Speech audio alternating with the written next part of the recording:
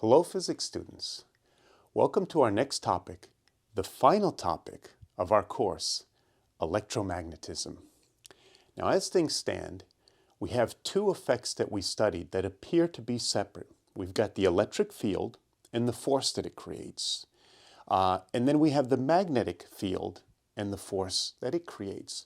So we have all these techniques to find the electric field, Gauss's law, integrating kq over r squared.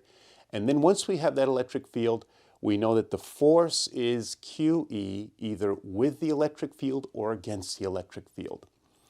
And then we have all our techniques for magnetic field, for finding it. We have Ampere's law, the Biot-Savart law, and then we find the magnetic field caused by a current, and then we find the magnetic force by QVB sine theta and this right-hand rule. But in this topic, we're going to see that the two are not separate things. They're intimately linked and connected, inseparable, because there are ways you can change the magnetic field. You can do something to the magnetic field and it creates an electric field. And then there are things you can do to the electric field, which then create the magnetic field. So the two, electric and magnetic field, cause each other. And so we have one force, the electromagnetic force, one theory linking it all together. That's what's coming in this topic. But before we jump into that beautiful theory, those equations, what we first have to do today is learn how to calculate magnetic flux. And fortunately, the techniques are the same as when we learned how to calculate electric flux. The only difference is when we were calculating electric flux, we found the quantity, we quantified how much electric field went through a surface. And when we calculate the magnetic flux, now we're just calculating how much magnetic field goes through a surface. So that's what we're going to be sort of, revising today, just practicing those techniques with the magnetic field for finding flux. So here we are, the magnetic flux. Here's the symbol. We draw, this is a Greek letter, phi, from the Greek alphabet. You draw like a flattened circle or a flattened O, and then you draw a line down through it, and you put the subscript B for the magnetic flux instead of the electrical flux. And what it is, as I already said here, stated in words, the magnetic field penetrating through a surface. And here are the couple ways you could find the magnetic flux. So in the first case, suppose the magnetic field is constant over the surface involved. Then what we do is first calculate the area vector of the surface. The area vector could be pi r squared, magnitude, or length times width for a rectangle. And then, as I mentioned when we were studying Gauss's law, that the area has a vector. So when you have a sheet of paper like this, the area vector length would be length times width, and then it would point directly out of the surface like this. So that's the area vector, okay, of a particular surface. And then we've got the magnetic field going through, so the mathematical definition of flux is B dot A. Remember, the dot product we first learned how to use the dot product when we were studying work. So it's the amount of magnetic field that lies in the area direction. So, or you could say BA cos theta, okay?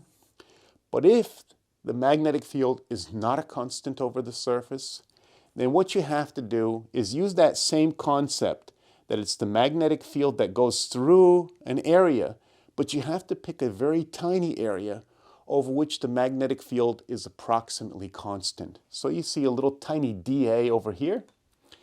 And then we could say that the flux through that little tiny surface, because it's so small, the magnetic field is roughly constant over that tiny little surface.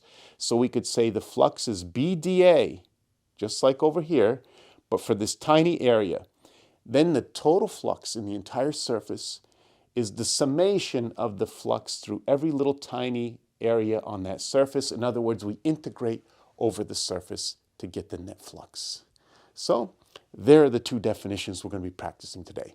But what I want to do before I do a couple examples is create a little pause to give you a chance to catch up with these notes if you need some time. Okay, so let's take a look at our first example, the simplest example. We've got an area like this, and it's 0.5 meter by 1 meter. And so there's the area vector coming out. And then we got a magnetic field that goes like this, aligned partially with that area vector. So the definition, flux BA cos theta, 1.5 milliteslas is 1.5 to 10 minus third Tesla. That's the magnetic field. The area is length times width of this rectangular shape. And then the angle between these two is 45 degrees. Remember again that you don't say that the angle is between the magnetic field and the surface, which it's the magnetic field and the area vector. So when you think that if this is B, you might say theta is 90 degrees here. It's not. Theta is 0 degrees because this B is aligned with the area vector. So keep that in mind when you're doing. Basically, what's more important is that you understand it's the magnetic field that goes through the surface. And then once you get that into mind, you could kind of think about the angles from that perspective. All right, so now we just punch this on a calculator. We get 6.4 times 10 minus 4th. The units are going to be Tesla times meters squared. So that's 1 unit of magnetic flux. Or you could rename it a Weber, or that has an abbreviation of WB. So one example, let me create a pause to allow you to catch up if you need to catch up copying these notes down. Let's move on to our second and final example for today. So we've got a magnetic field, and now it's got a couple dimensions. Some of the magnetic field is in the x direction, 6, a constant value, but in the z direction, the magnetic field is a variable. In other words, the bigger y is, the more magnetic field we have. And we're going to determine the flux. So this is a graphical representation of this function. Notice in the x direction, I've got a constant length arrow, length 6 Tesla, going in the x direction. That's what we have right here. So those are all those rightward arrows. And then in the z direction, which is coming out of the board, we see that when y is 0, there's no magnetic field in the z direction here. But as we move up here, we get more and more magnetic field. So at this 2 meter mark, the magnetic field is 2 squared times 5, which is 20. So I drew little arrows, dot, circle, dot, circle, dot, circle, dot, circle, because the magnetic field coming on the board is small compared to when we rise with y. The magnetic field gets greater at this altitude, greater at this altitude, greater at this altitude. But notice for a given y, the magnetic field is constant going this way. That's important when we calculate the flux. So we can't say B times area cos theta in this example because the magnetic field varies. Furthermore, you should realize that the x component of the magnetic field has no bearing on the flux because it's not coming out of this rectangle that I've sketched in here. So we can ignore this part of the function. It creates no flux, this part of the magnetic field. It's the z component that's creating the flux coming out through the surface. So we have to integrate in order to get that flux. But first, before we integrate, we have to imagine a small area over which the magnetic field is constant, so we can say B times area for that small shape. And what you have to realize is that if you imagine a real skinny rectangle that looks like this,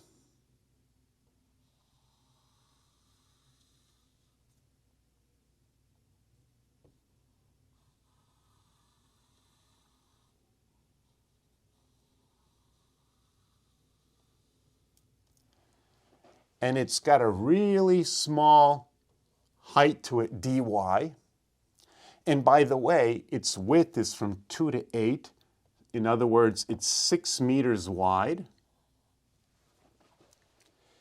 The magnetic field over that rectangle is roughly constant because this dy is so small that the magnetic field doesn't vary much when you go from one end to the other.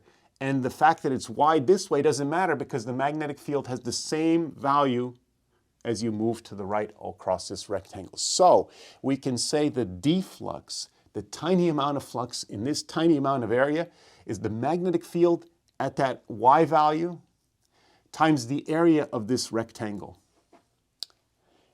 Then we fill in the pieces. The magnetic field coming through this little area is not the 6. That doesn't go through the area. The 5y squared is the magnetic field, the part that comes through our area. It's B dA. What's the area of this? Well, it's the width times the height, 6 dy. And that's the flux in that tiny rectangle.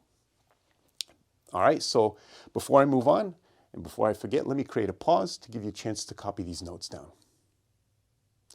All right, so now we don't want just the flux in that tiny little area.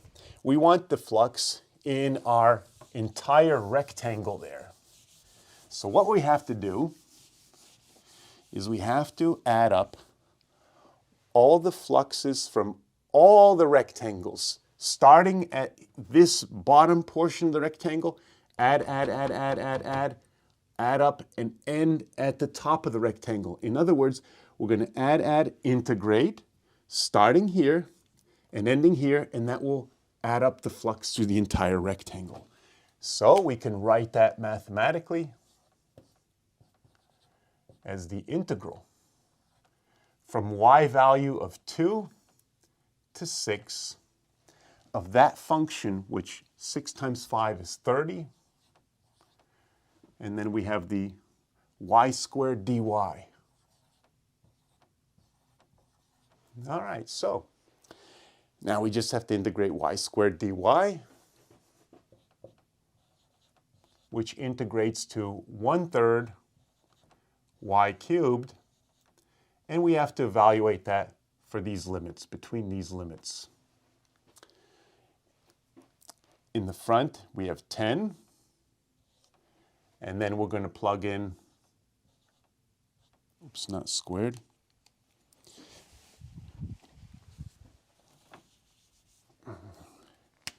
Cubed.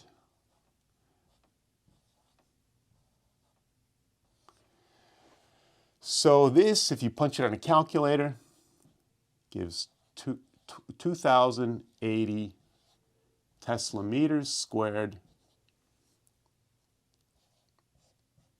or if you would like, you could say 2080 Webers. So either way would be marked correct, obviously. All right, so let me create a pause to allow you to catch up if you need a moment. Okay, so that's magnetic flux. Same procedures as we had with the electric field. It's a quantification of the amount of magnetic field that goes through a surface, pokes through it. And so you might do B dot A or BA cos theta if the magnetic field's constant, or you do B times area for a tiny rectangle, the magnetic field that pokes through, and then you add up for all the tiny rectangles over a surface, as we did over here. In other words, integrate to get the net magnetic field of a non-constant magnetic field over a surface. All right, so I hope you understood everything, you enjoyed the physics, and you enjoyed the video. I'll see you in the next physics video.